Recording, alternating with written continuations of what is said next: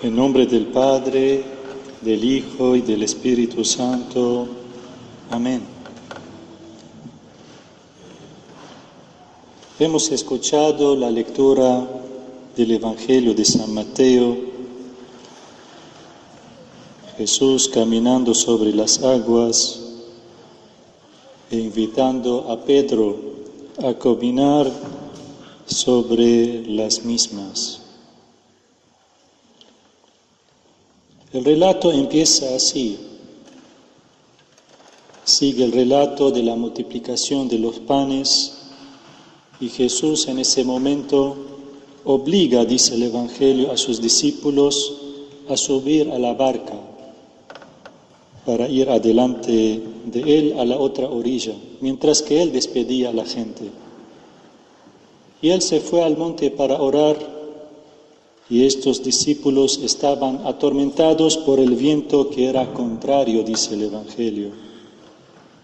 Solo a la madrugada, Jesús, caminando sobre las aguas, se acerca a ese barco donde estuvieron los discípulos. El Evangelio dice que se turbaron, y entre ellos pensaron que era un fantasma. Y de miedo se pusieron a gritar. Pero Jesús calmó la turbulencia de sus almas con estas palabras: ánimo, tengan coraje, que soy yo, no teman, no tengan miedo. Y en ese momento Pedro le pide: Señor, si eres tú, mándame que vaya hacia ti sobre las aguas. Y Jesús lo invita, le dice: ven. Y así es que Pedro baja de la barca y empieza a caminar. El Evangelio dice que mientras él se iba hacia Jesús, empezó a darse cuenta de la violencia del viento y de las alas, de las olas, y comenzó a hundirse. Y es entonces que él grita al Señor: Señor, sálvame. Y al momento Jesús le extiende la mano y lo agarra y le reclama, le advierte: hombre de poca fe, ¿por qué dudaste? Y así subieron ambos a la barca y de repente todo se calmó y todos juntos llegaron a la otra orilla. Y en ese momento los discípulos se postraron ante el Señor y diciendo: verdaderamente eres el Hijo de Dios. Qué lindo ese Evangelio. Parece tan raro y extraño y fuera de nuestra realidad, como si fuera nada más para Pedro y los 12 discípulos, y no para la Iglesia, para nosotros mismos, para cada uno de nosotros. ¿Quién puede caminar sobre las aguas? Ningún ser humano. Eso lo dice la ley física. Nosotros no podemos caminar sobre las aguas. Pero también ningún ser humano puede entrar al reino de los cielos, ni acercarse a Dios. Es algo también imposible. Quieren buscar 5.000 métodos, nunca van a llegar a entrar al reino de los cielos, ni acercarse a Dios, tal como es imposible caminar sobre las aguas. Pero hay algo de hecho y que es tan real y tan simple y tan concreto y tan tangible para nuestra razón y nuestro corazón, que es posible caminar sobre las aguas como es posible acercarse a Dios. Acá delante mío veo que hay navegantes, están en esa divina liturgia y que quieren acercarse al Señor, al cáliz. Y acercarse al cáliz es algo temible. Por eso rezamos al Señor para que nos haga digno de poder acercarnos a Él. Muchas veces tenemos esa valentía de Pedro, que si eres tú, Señor, mándame a caminar sobre las aguas, a acercarme a ti. Y el Señor, muy bondadoso, muy misericordioso, nos permite tener esa valentía, esa fe de acercarnos a Él. ¿Quién puede acercarse al Señor? Todos los hombres que tienen fe en Jesús. Todos nosotros, ¿cómo es nuestra fe? A veces es la de Pedro, que está en el barco, un barco sin Jesús, una figura de nuestra vida material, que cuando Jesús se hace presente es la figura de nuestra iglesia, de nuestra vida espiritual. El mismo Pedro estaba en el barco sin Jesús y el mismo Pedro después en el barco con Jesús. El mismo Pedro tenía fe y no tenía fe, poca fe, ha dudado. Ese mismo hombre que era pescador y sabía vivir la vida del mundo, y ese mismo hombre que al final del Evangelio de San Juan, el Señor lo va a mandar a pastorear a su rebaño. Lo material y lo espiritual van de par, somos un ser humano, no hay diferencia, no se dividen, es un mismo ser humano.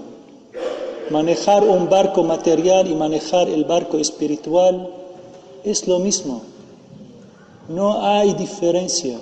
¿Por qué? Porque es el mismo Espíritu Santo que nos manda a trabajar en esta orilla y la otra orilla, a distribuir y repartir el pan y los peces, a subir al monte para rezar con el Señor y a cruzar con el barco el mar de las tempestades, de las contrariedades de nuestra vida en el mundo. La única diferencia es que lo hacemos con Espíritu de Dios o sin Espíritu de Dios. No importa lo que manejamos un auto, manejamos una empresa, manejamos una familia, manejamos una iglesia, manejamos una comisión, todo es igual. La única diferencia la dice San Pablo en la carta. Todos somos templo de Dios.